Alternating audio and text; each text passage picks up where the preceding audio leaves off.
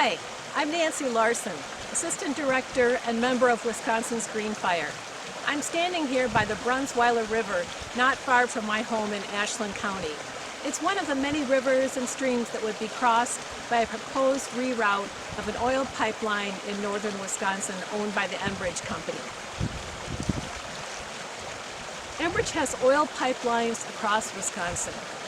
Crude oil comes into the state from Canada and the Dakotas, converging in Superior and then branching into pipelines that head east and south through Wisconsin to refineries elsewhere.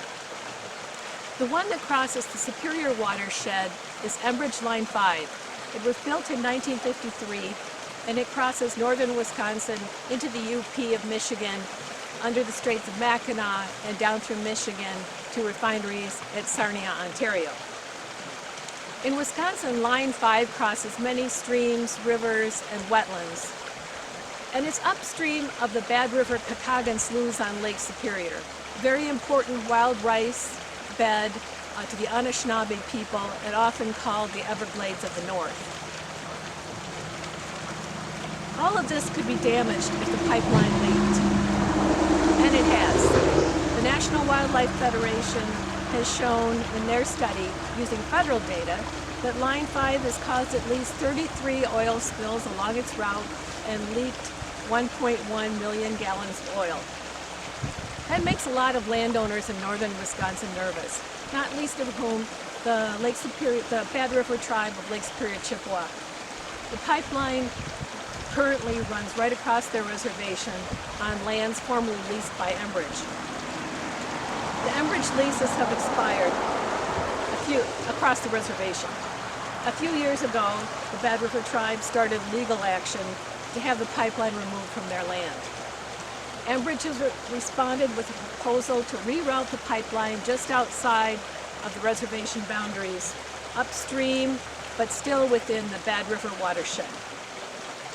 Many people and groups oppose this, among them tribes in northern Wisconsin, tribal organizations, many landowners and citizens in Iron and Ashland County, although many support it as well, and many statewide, local, and indigenous environmental and climate change groups. Many citizens agree that the existing Line 5 should be decommissioned and DNR should stop the reroute. But the truth is, DNR doesn't have the authority to do that.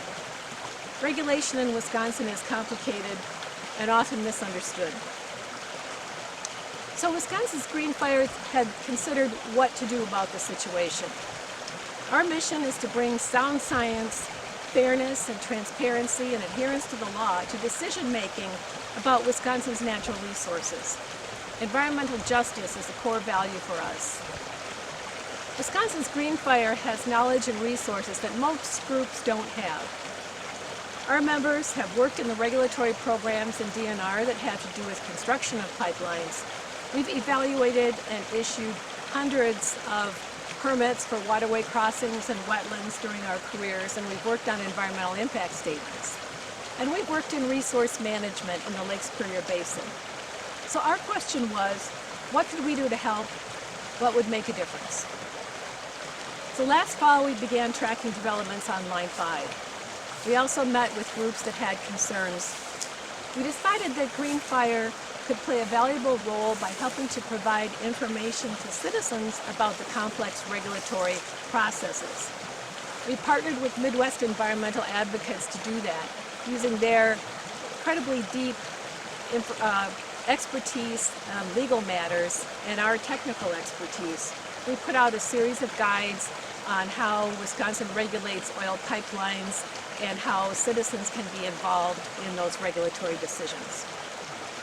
The guides were published between February and July of this year. We have a couple more coming out, and many people have told us that they've been very helpful.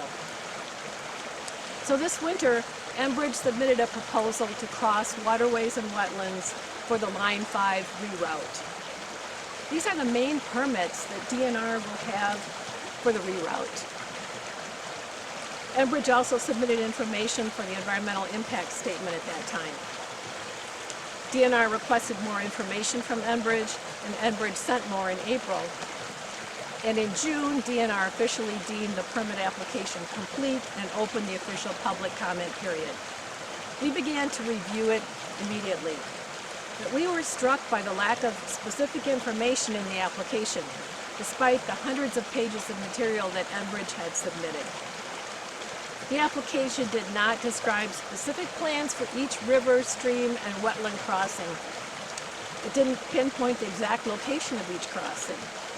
And this is information that DNR would need to make the permit decisions, and it's information that the public has a right to know and comment on.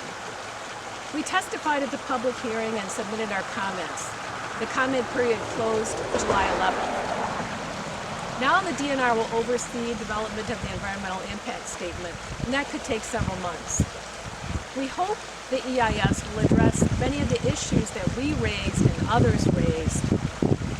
And DNR also committed to not issuing the waterway and wetland permits until the impact statement was complete. We're still concerned, however, and we hope that DNR will offer the public an opportunity to review the specific plans for waterway and wetland crossings as should have occurred in the permit's public comment period. Most people don't know that there's no ultimate authority in Wisconsin to decide on the fate of the pipeline. We recommend a pipeline siting law in Wisconsin. It gives the state authority to determine whether a pipeline is needed, if it serves the public interest, where it should go, and to grant approval for its construction and operation. We believe our pipeline work is making a difference for citizens in Wisconsin. There's a lot at stake. We all want clean water and a healthy environment. Concerns about energy policy, climate change, and environmental justice are all intertwined with pipeline issues. Our particular role in Wisconsin's Green Fire has not been to advocate for or against the routing of a pipeline. Our role has been to push for decisions to be based on adequate sound science and the law, and to make sure the public and decision makers have a thorough understanding of impacts and issues. For Wisconsin's Green Fire, the pipeline work has taken us to new places. Up to now, we've mostly focused on statewide policy issues, and certainly our pipeline work has that statewide focus with the guides and with some of the recommendations we will make. But there's another focus to our work on pipelines too. Line 5 disproportionately affects tribal communities, and that's important to us. And that's why we'll continue our partnerships and continue to work on Line 5. Thank you.